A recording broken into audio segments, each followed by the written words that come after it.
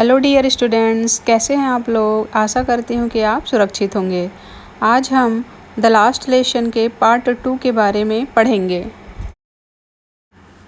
While I was thinking of all this, I heard my name called.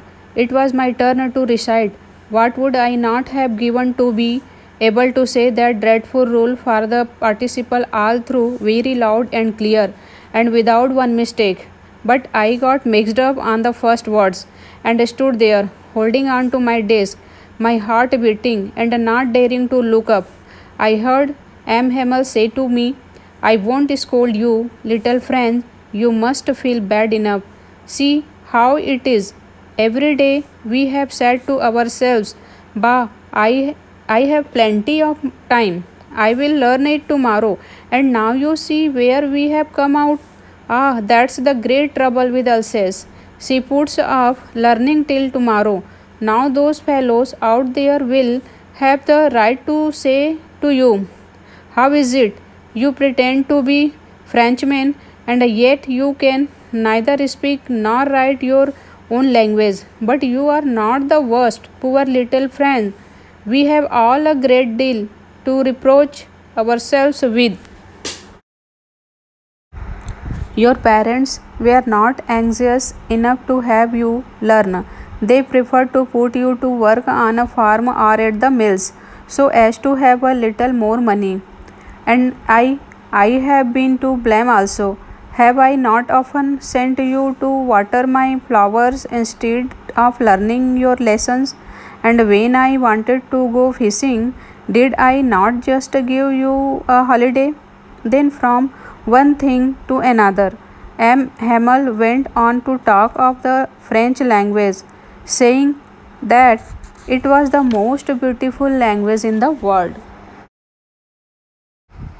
French school there से पहुंचा था और उसे बहुत ज़्यादा डर लग रहा था क्योंकि उनके टीचर मिस्टर हैमल ने कहा था कि पार्टिसिपल के रोल को पूछेंगे और फ्रेंच को वो बिल्कुल भी याद नहीं था।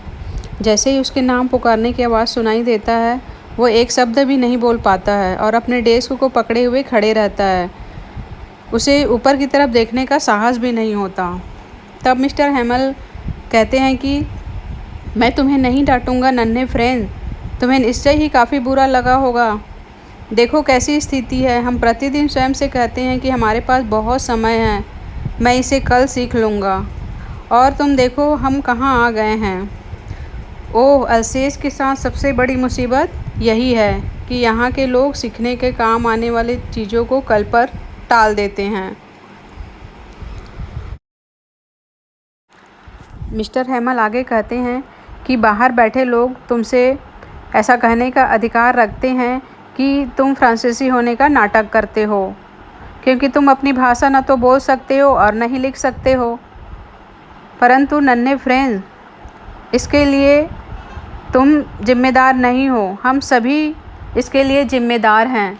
जैसे तुम्हारे माता पिता नहीं चाहते थे कि तुम पढ़ो और वे तुम्हें किसी फार्म में या आरा मिल में काम पर लगवा देते थे ताकि आप कुछ पैसा कमा सके। और मैं मिस्टर हैमल कहते हैं कि मैं भी उतना ही दोषी हूँ, क्योंकि मैं क्या करता था, तुम लोगों को मेरे फूलों को पानी देने के लिए भेज देता था और जब मुझे मछलियाँ पकड़ने के लिए जाना होता था तो मैं तुम लोगों को छुट्टी दे देता था। फिर एक के बाद दूसरी बात कहते हुए मिस्टर हैमल फ्रांसीसी भाषा की बातें करने लगे, यह कहते हुए कि यह संसार की सबसे अच्छी भाषा थी। The clearest, the most logical, that we must guard it among us and never forget it, because when a people are enslaved, as long as they hold fast to their language, it is as if they had the key to their prison. Then he opened a grammar and read us our lesson. I was amazed to see how well I understood it. All he said seemed so easy. I think too that I had never listened so carefully and that he had never explained everything with so much passion. It seemed almost as if the poor man wanted to give us all he knew before going away and to put it all into our head at one stroke. After the grammar, we had a lesson in writing. That day, M. Hamel had new copies for us, written in a beautiful round hand, France Alsace, France Alsace. They looked like flags floating everywhere in the schoolroom, hung from the rod at the top of our desks. You ought to have seen how everyone set to work and how quiet it was. The only sound was the scratching of the pens over the paper. Once some beetles flew in, but nobody paid any attention to them, not even the littlest ones who worked right on tracing their fish hooks, as if that was French too. On the roof, the pigeons cooked very low, and I thought to myself, will they make them sing in German, even the pigeons? Whenever I looked up from my writing, I saw M. Hamel sitting motionless in his chair and gazing first at one thing, then at another, as if he wanted to fix in his mind just how everything looked in that little schoolroom. Fancy, for 40 years he had been there in the same place, with his garden outside the window and his class in front of him. Mister Hemal French भाषा के बारे में बोलते हैं कि यह संसार की सबसे अच्छी भाषा थी, बिल्कुल स्पष्ट और तर्कपूर्ण। हमें इसे संभाल कर रखनी चाहिए और इसे कभी नहीं भूलना चाहिए, क्योंकि जब कुछ लोग गुलाम बना दिए जाते हैं तो जब तक वे अपनी भाषा को अपनाए रखते हैं तो ऐसा मालूम होता है कि उनके पास जेल घर की चाबी हो।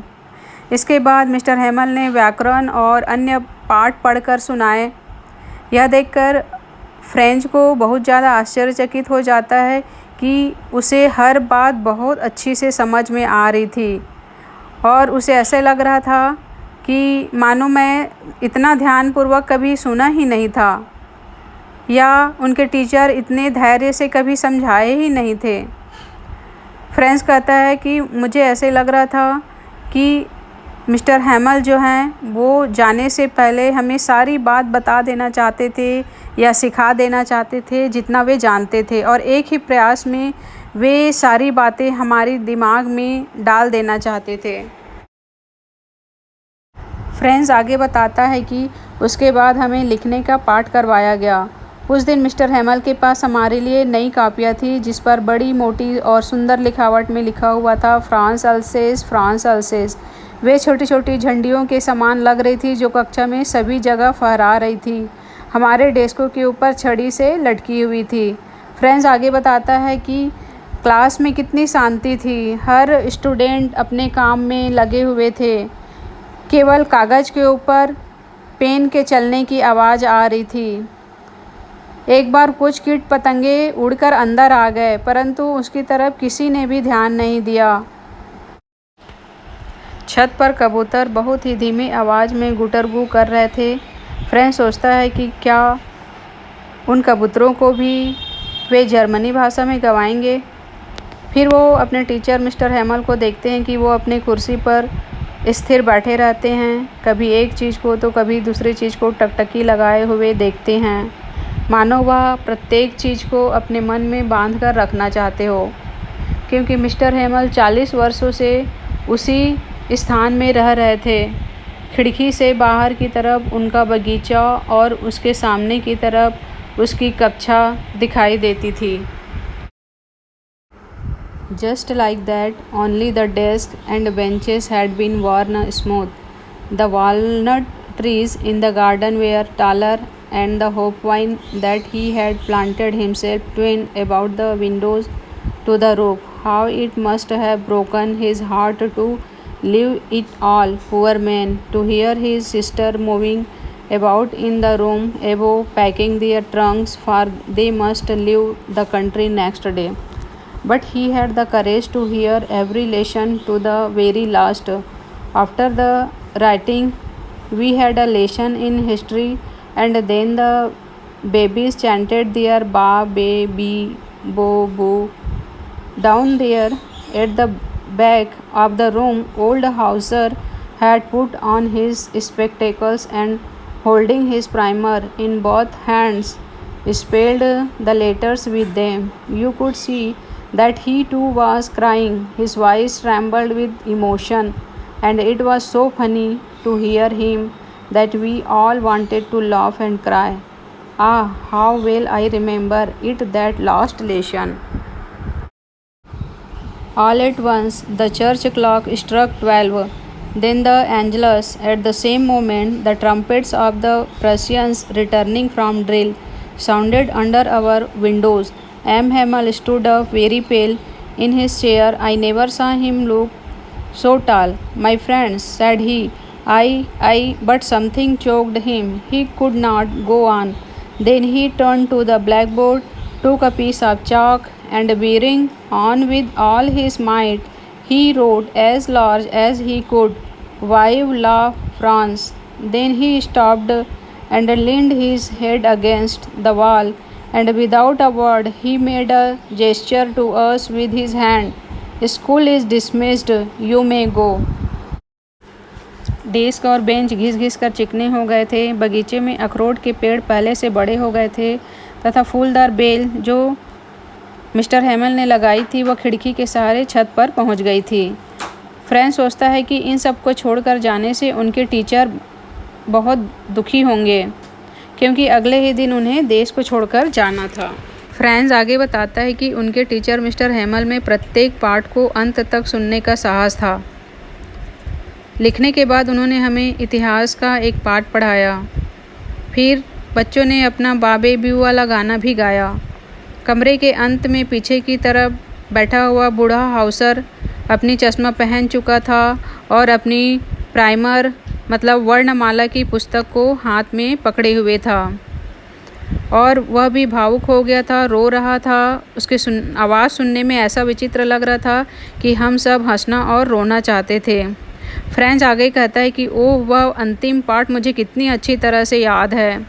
अचानक चर्च की घड़ी में 12 बजने की आवाज़ सुनाई देती है। फिर उसके बाद दोपहर वाली प्रार्थना होती है। उसी समय प्रशियाई सैनिक ड्रिल करके वापस आ रहे थे। मिस्टर हेमल, जो काफ़ी उदास दिखाई दे रहे थे, अपनी कुर्सी से उठकर खड़े हो गए। फ्रैंक कहता है कि मैंने उन्हें कभी इतना लंबा नहीं देखा था।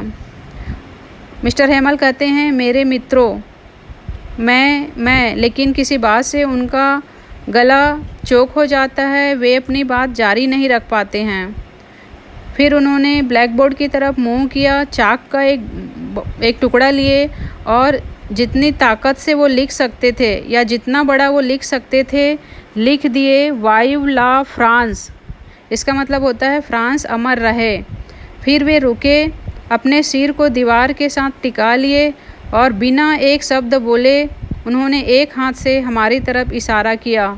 स्कूल का समय समाप्त हुआ, अब आप जा सकते हैं। उम्मीद करती हूँ कि यह लेसन आप अच्छी तरह से समझ गए होंगे। नेक्स्ट वीडियो में अगली लेसन की चर्चा करेंगे। तब तक के लिए आप अपने घरों में नियमित अध्ययन करें, स्वस्थ रहें, सुरक्षित रहें। Thanks for watching.